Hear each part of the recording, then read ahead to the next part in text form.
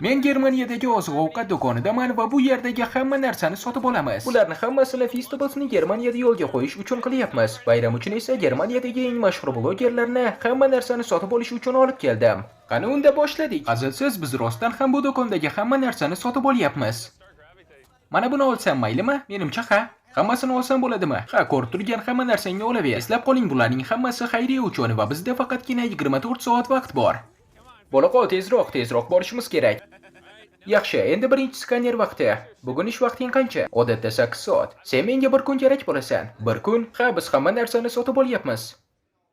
Yaxshi, boshladik. Xavotir olmang, biz xodimlarga qo'shimcha ishlagani uchun haq to'ladik. Yaxshiyamki blogerlarni chaqirganman, aks holda bu meni bir kunimni olardi. Ehtiyot bo'l, bu xayriya uchun. Bu seni saqchingmi? Ha, meniki.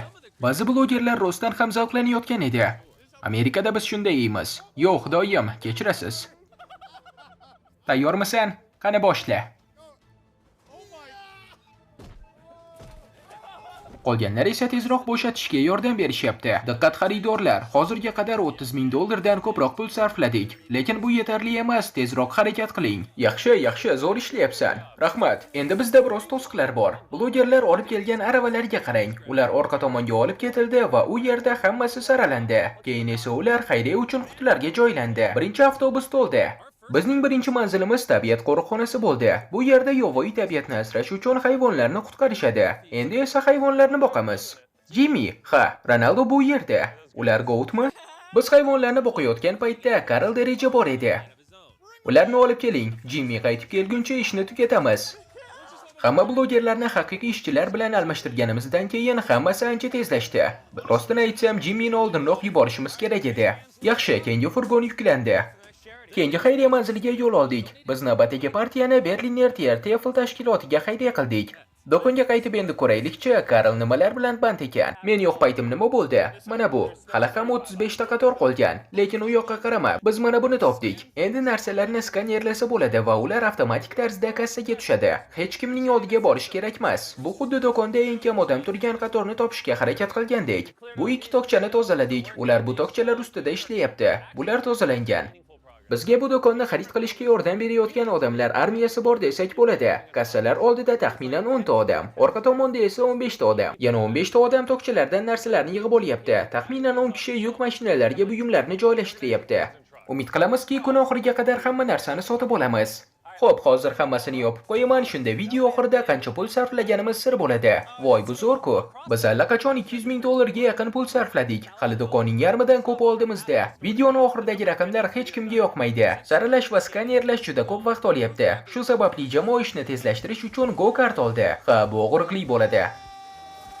Hamma narsa skanerlandi va bu taxminan 2000 yevroga tushdi. Endi hammasini bu yerga olib chiqamiz. Katta rahmat. Sovutkichli yuk mashina tayyor, shuning uchun biz yo'lga chiqishimiz kerak, yigitlar.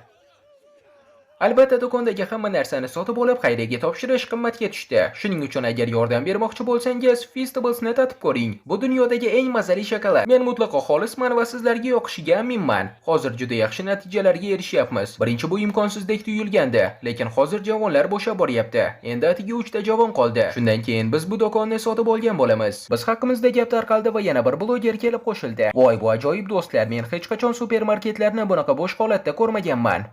Men butun do'konni aylanib chiqdim, hamma javonlar bo'sh, faqat bittasi qoldi. Biz oxirgi javondamiz. Va biz bu do'kondan hamma narsani sotib oldik deya olamiz. Qancha pul sarflaganimni va chek qanchalik uzunlikda ekanligini ko'rishni sabrsizlik bilan kutyapman. Ehtimol biz dunyo rekordini yangilarmiz. Bilasizlar, biz 4 ta kassadan skanerlab chiqyapmiz. Kelinglar, birinchisidan boshlab ko'raylik. Qancha tushgan? 130.895 yevro. Bitta kassaga yomon emas. Ikkinchisi esa 130.455 yevro. Uchinchisi 128.000 yevro. Va oxirgi kassa 135.000 yevro. Jami 524.000 yevro. Hey, hammaga salom. Mana chek. Yaxshi, kim chekning oxirini ushlaydi? Shu tarafdan davom et. Men u yoqqa boryapman. Voy, bu chekka qarang. Bir necha qismlarni bir-biriga biriktirishimizga to'g'ri keladi. Davom etaver. Chek do'konning narigi tomonida tugaydi. Bu aqldan ozarli holat. Va nihoyat biz tugatdik. Hammaga katta rahmat. Bu do'kondan hamma narsani sotib oldik. Agar Germaniyada yashasangiz, iltimos Feastable sotib oling. Bu juda ko'p mehnat talab qildi. Do'stlar, iltimos videoga like bosib, kanalga obuna bo'lib qo'yishni unutmang. Yana ham qiziqarli videolar hali oldinda.